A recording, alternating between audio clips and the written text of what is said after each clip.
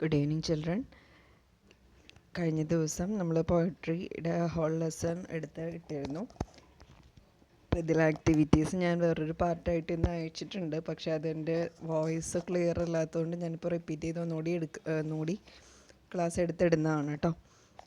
ഇപ്പോൾ ഇതിൽ നമ്മൾ ഫസ്റ്റ് ആക്ടിവിറ്റീസിൽ ആദ്യം തന്നെ നമുക്കിനി നോക്കേണ്ട ആക്ടിവിറ്റി എന്ന് പറയുന്നത് പൊയറ്റിക്കൽ ഡിവൈസസ് ആണ്. പൊയറ്റിക്കൽ ഡിവൈസസിൽ ഫസ്റ്റ് ആക്ടിവിറ്റിയിൽ ഫസ്റ്റ് വൺ എന്ന് പറയുന്നത് activity first the poem is an example of free verse does not have end rhymes. നമുക്ക് അറിയാമല്ലോ, ഇതിൽ നമ്മൾ ഈ പോയട്രി നമുക്ക് നോക്കുമ്പോൾ അറിയാം ഇതിൽ റൈമിങ് ഇല്ല. കണ്ടോ, ഇതിൽ ബീയിങ്, സ്റ്റാറി, ഫ്ലവേഴ്സ്, യൂണിവേഴ്സ്, അവിടെ നമ്മൾ നോക്കുമ്പോൾ അറിയാം അവിടെ ഒരു പെർട്ടിക്കുലർ റൈം അത് ഫോളോ ചെയ്തിട്ടില്ല. അതുകൊണ്ട് തന്നെ അതിന് റൈം സ്കീം ഇല്ല. റൈം സ്കീം ഇല്ലാതെ എഴുതുന്ന പോയട്രിയെ നമ്മൾ പറയുന്ന പേര് ഫ്രീ വേഴ്സ് എന്നാണ്. പർട്ടിക്കുലർ റൈം സ്കീം ഫോളോ ചെയ്യാത്തതുകൊണ്ട് നമ്മളതിനെ റൈം സ്കീം ഇല്ലാത്തതുകൊണ്ട് തന്നെ നമ്മളതിനെ പറയുന്ന പേര് ഫ്രീ വേഴ്സ് എന്നാണ്. കാരണം it is without any kind of restriction.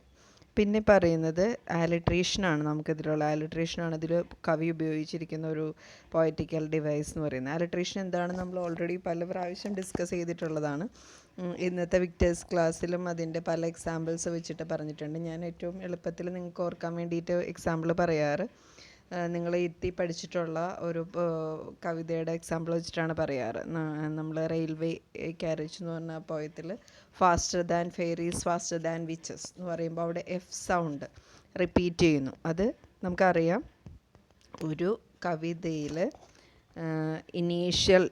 Repetition of initial consonant സൗണ്ട്സിനെയാണ് നമ്മൾ എന്താ പറയുക, ആലിട്രേഷൻ എന്ന് പറയുക. കോൺസണൻറ്റ് സൗണ്ട്സ് നമ്മൾ പറഞ്ഞു എ ഐ ഒ യു അല്ലാത്ത ശബ്ദങ്ങളാണ് നമ്മൾ കോൺസണൻറ്റ് സൗണ്ട്സ് എന്ന് പറയുന്നത്. ആ കോൺസണൻറ്റ് സൗണ്ട്സ് ഒരു വരിയിൽ പല പ്രാവശ്യം റിപ്പീറ്റ് ചെയ്ത് വരുന്നുണ്ടെങ്കിൽ നമ്മൾ അതിനെയാണ് ആലിട്രേഷൻ എന്ന് പറയും. ഇപ്പോൾ ഇവിടെ faster than fairies faster than witches എന്ന് പറയുമ്പോൾ എഫ് എന്ന് പറയുന്ന സൗണ്ട് എന്ന് പറയുന്ന ഇത് സൗണ്ട് റിപ്പീറ്റ് ചെയ്ത് വരുന്നത് കൊണ്ട് നമ്മളതിനെ ആലിട്രേഷൻ എന്ന് പറയുന്നു. ഇവിടെ തന്നിരിക്കുന്ന എക്സാമ്പിൾ നോക്കാം.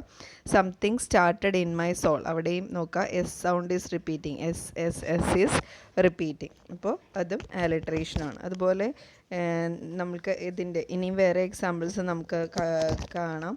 ഐഡൻറ്റിഫൈ, ഇവിടെ നമ്മളോട് ചോദിച്ചിരിക്കുന്നത് അത് തന്നെയാണ്.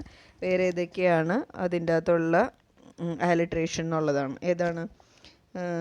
ഫീവർ ഓർ ഫോർഗോട്ടൻ വിങ്സ് എന്ന് പറയുന്നുണ്ട്. ഫീവർ ഓർ ഫോർഗോട്ടൻ വിങ്സ് പറയുന്നുണ്ട്. അത് again it's a kind of F is repeating. അത് ആലിട്രേഷനാണ്.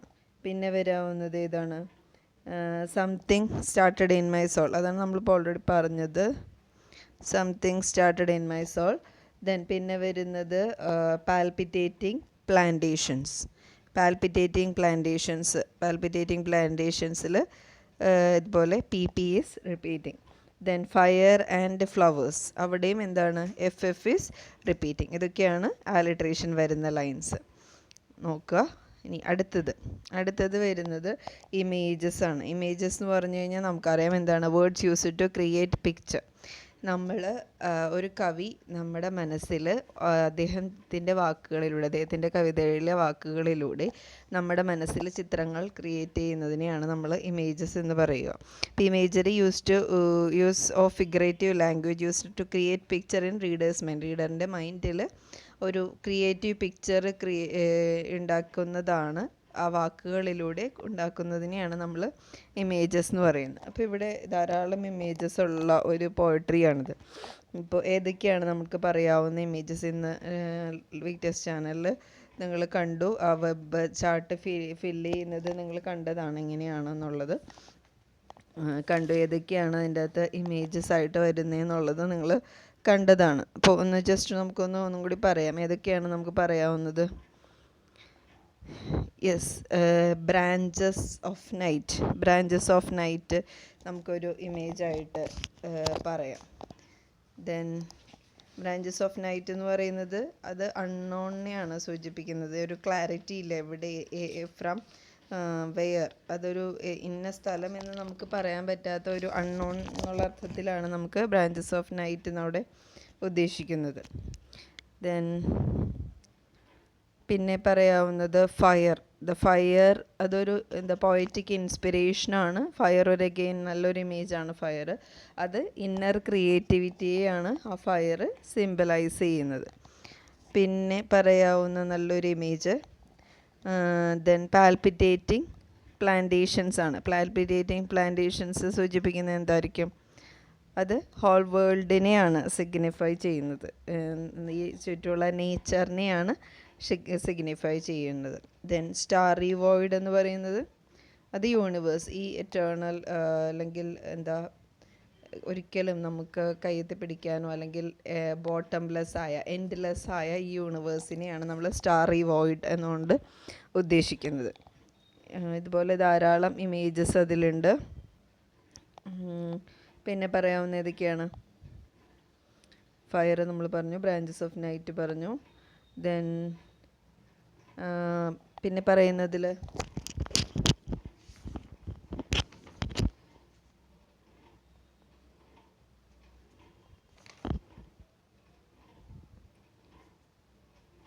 വയലൻറ്റ് ഫയേഴ്സ് വേണമെങ്കിൽ നമുക്കൊരു ഇമേജായിട്ട് പറയാവുന്നതാണ്. വയലൻറ്റ് ഫയേഴ്സ് ഒരു ഇമേജാണ്. Violent fires social problems signify ചെയ്യുന്നതായിട്ട് നമുക്ക് അറിയാം. അതൊരു ഇമേജാണ്. ദെൻ പെർഫറേറ്റഡ് ഷാഡോ ഒരു ഇമേജാണ്. ഇങ്ങനെ ധാരാളം ഇമേജസ് അതിൽ നമുക്ക് കാണാം. ഇനി അടുത്തത് ആക്ടിവിറ്റി 3 ആണ്. ആക്ടിവിറ്റി 3 നിങ്ങൾ വളരെ ശ്രദ്ധിക്കേണ്ടത്, ഞാനിത് കഴിഞ്ഞ 8 വോയിസിൽ പറഞ്ഞിട്ടുണ്ട്.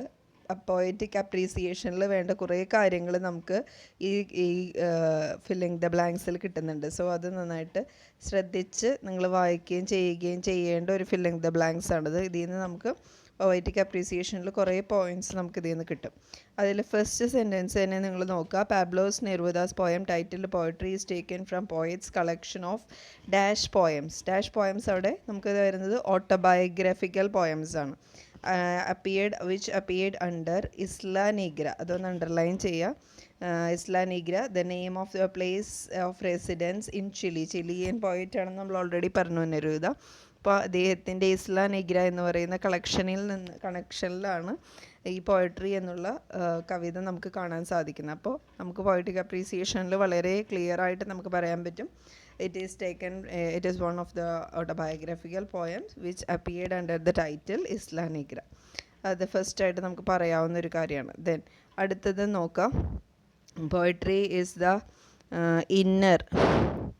inner evolution of a poet in the making, and it is an abrupt, unexpected, as if summoned by a mysterious poet whose origins are unknown. ഇവിടെ നമ്മളോട് പറയുന്നുണ്ട് ഇതൊരു ഇന്നർ റിവല്യൂഷനാണ്. ഒരു പോയറ്റിൻ്റെ ഇന്നർ റിവല്യൂഷനെ സൂചിപ്പിക്കുന്ന ഒരു കവിതയാണിത്.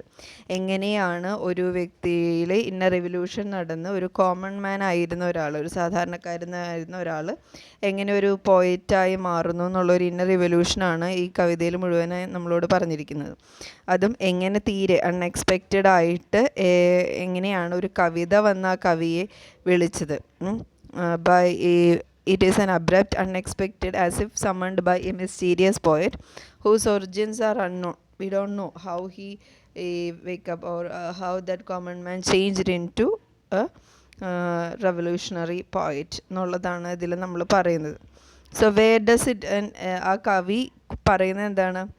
He was actually unaware from where the poetry come from. ഇവിടെ എങ്ങനെ വന്നു, എവിടെ നിന്ന് വന്നു എന്ന് കവിക്ക് അറിയില്ല എന്നാണ് പറയുന്നത്. കവി കവിതയെ തേടി പോവുകയല്ല ചെയ്തത്, കവിത കവിയെ തേടി വരികയാണ് ചെയ്തതെന്ന് വീണ്ടും പറയുന്നുണ്ട്. അപ്പോൾ ഇവിടെ നോക്കാം. Poet does not know whether it come from dash or dash. എന്താണ്, എവിടെയൊക്കെയാണ് നമ്മളോട് പറഞ്ഞിരിക്കുന്നത്? വെദർ ഇറ്റ് കം ഫ്രം, എവിടെയാണ്? 2 സ്ഥലങ്ങളാണ് നമ്മളോട് പറയുന്നത്. Whether it come from river, അല്ലേ? 2 സ്ഥലത്താണ് നമ്മളോട് പറയുന്നത്. River or winter or river, 2 കാര്യങ്ങളാണ് പറയുന്നത്. It's given there in the textbook. Winter or river ആണ്. Perhaps it come from the dash which symbolises obscurity and mystery. അവിടെ എന്ത് പറയും? സി ഏതാണ് ആൻസർ? സിയുടെ ആൻസർ നോക്കുക, ഏത് വരും?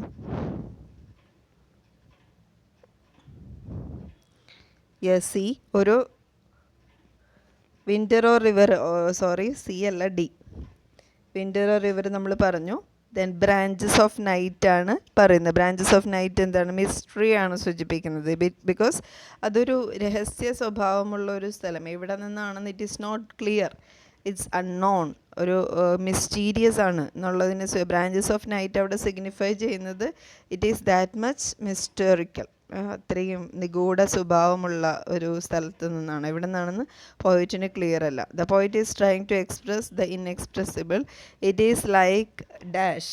It is like dash means it is like deciphering the fire. Deciphering the fire എന്ന് പറഞ്ഞാൽ നമ്മൾ ഇന്നലെ പറഞ്ഞതാണ്, അണ്ടർസ്റ്റാൻഡ്, പെട്ടെന്ന് മനസ്സിലാവാത്ത ഒന്നിനെ വായിച്ച് മനസ്സിലാക്കുക എന്നുള്ളതാണ് ഡെസിഫർ ദ ഫയർ എന്നുള്ളത് കൊണ്ട് ഉദ്ദേശിക്കുന്നത്. അപ്പോൾ അദ്ദേഹത്തിൻ്റെ ഉള്ളിലുണ്ടായ ആ ഇന്നർ ക്രിയേറ്റിവിറ്റിയെ അദ്ദേഹം അണ്ടർസ്റ്റാൻഡ് ചെയ്യാൻ ശ്രമിക്കുകയും അദ്ദേഹം അത് ലൈൻസായിട്ട് പ്രസൻറ്റ് ചെയ്യുകയും ചെയ്തു എന്നുള്ളതാണ് ഡെസിഫർ എന്നുള്ള ഫയറിൽ, ഡെസിഫറിങ് ദ ഫയർ എന്നുള്ളതിൽ സിഗ്നിഫൈ ചെയ്യുന്നത്. Like it is something started in his soul, like it is something started in his soul like yes forgotten wings. Wings എന്തിനെയാണ് ഉദ്ദേശിക്കുന്നത്? Wings also stand for the same inspired state of mind when the poet will be able to take flight of imagination. അവിടെ wings എന്ന് ഉദ്ദേശിക്കുന്നത് എന്താ, മെമ്മറിയിലേക്കുള്ള, forgotten wings എന്ന് ഉദ്ദേശിക്കുന്നത് മെമ്മറിയിലേക്കുള്ളൊരു പറക്കൽ, അല്ലെങ്കിൽ ആ ഹയർ ക്രിയേറ്റിവിറ്റി, ഇമാജിനേഷൻ, ഇതൊക്കെയാണ് അവിടെ ഉദ്ദേശിക്കുന്നത്. ഇമാജിനേഷനെയും ക്രിയേറ്റിവിറ്റിയുമാണ് ഉദ്ദേശിക്കുന്നത്. When he started to write the plantations and dash when he started to write, the first line seemed to pure nonsense. Then the poet saw the in the plantation ആണ് palpitating plantations and yes in the shadows ആണ് perforated shadows. ഇതൊക്കെയാണ് പോയിട്ട് എഴുതാൻ തുടങ്ങിയപ്പോൾ കണ്ടത്. Palpitating plantation, palpitating plantation signifies nature. Then perforated shadows എന്ന് പറയുന്നത് again nature തന്നെയാണ്, പക്ഷേ ഹിഡൻ തിങ്സ് എന്നുള്ളൊരു രീതിയിലാണ് ഷാഡോസ് എന്നുള്ളത് സിഗ്നിഫൈ ചെയ്തിരുന്നത്. In Keats poem ode to nightingale we come across the similar expression viewless wings of poetry. Through creativity poet experiences a kind of inner expansion which disclose the vast expanse of the universe before his inner eyes. അദ്ദേഹത്തിൻ്റെ ഉള്ളിലുള്ള ഒരു inner എക്സ്പാൻഷനെയാണ് ആ കവിതയിലൂടെ കാണിക്കുന്നത്. ആ കവിത ഒരു കവിയാവുന്നതോടുകൂടി അദ്ദേഹം common മാനിൽ നിന്നും വളരെ സെൽഫ് റിയലൈസ്ഡ് ആയിട്ടുള്ള ഒരു വ്യക്തിയായി മാറുന്നു. ഒരു കവിയായി മാറുന്നത് എങ്ങനെയാണെന്നുള്ള ആ ഒരു ഇന്നർ ഇവല്യൂഷനാണ് ഈ പോയട്രി എന്നുള്ള കവിതയിൽ മുഴുവനും നമ്മളോട് വ്യാഖ്യാനിക്കുന്നത്. It is like being drunk with the starry void or wheeling with stars. അവിടെ എന്താണ് സ്റ്റാറി വോയിഡ് എന്ന് വെച്ചാൽ ബോട്ടംലെസ് ഹോളാണ് ഉദ്ദേശിക്കുന്നത്. ബോട്ടംലെസ് ഹോളും വീലിംഗ് വിത്ത് ദ സ്റ്റാർസ് എന്ന് ഉദ്ദേശിക്കുന്നത് ഈ star travelling with the universe. അവിടെ അദ്ദേഹത്തിന് മുൻപിൽ തുറക്കപ്പെട്ട ഒരിക്കലും ഒരു എൻഡില്ലാത്ത അത്രയ്ക്കും വലിയ ഒരു സ്പേസ് ആണ് ഉദ്ദേശിക്കുന്നത്. കാരണം ഒരു കോമൺ മാൻ ആയിരുന്നപ്പോൾ he had so many restrictions, but when he became a poet, ഒരു പോയറ്റ് ആയതോടുകൂടി അദ്ദേഹത്തിൻ്റെ ക്രിയേറ്റിവിറ്റിക്ക് മുൻപിൽ ഈ ലോകത്തിലുള്ള എന്തും ഒരു ടോപ്പിക്കായി. അത് ഒരു സെൽഫ് റിയലൈസേഷൻ. അദ്ദേഹം ഒരു ഇൻഫിനിറ്റെസിമൽ ബീയിങ് ആണെന്ന് പറയുന്നുണ്ട്. അദ്ദേഹം രണ്ട് കാര്യം മനസ്സിലാക്കുകയാണ്. എന്ത് മനസ്സിലാക്കി? ഈ യൂണിവേഴ്സിൻ്റെ വളരെ ചെറിയ, ഈ പ്രപഞ്ചത്തിലെ ഒരു വളരെ ചെറിയൊരു ഭാഗമാണ് ഞാൻ. അതോടൊപ്പം ഈ യൂണിവേഴ്സിൻ്റെ വലിപ്പം എന്താണ്, യൂണിവേഴ്സിൽ എന്താണ് എനിക്ക് പ്രസൻറ്റ് ചെയ്യാൻ പറ്റിയ, അല്ലെങ്കിൽ അദ്ദേഹത്തിന് മുൻപിൽ തുറക്കപ്പെട്ട വലിയ പ്രപഞ്ചം, ഒരു കവിയായതോടുകൂടി അദ്ദേഹത്തിൻ്റെ ഒരു തലം ഉയരുന്നതും ആ തലത്തിലൂടെ അദ്ദേഹം കാണുന്ന ഈ വലിയ ലോകത്തെയുമാണ് സത്യത്തിൽ അവിടെ സൂചിപ്പിക്കുന്നത്.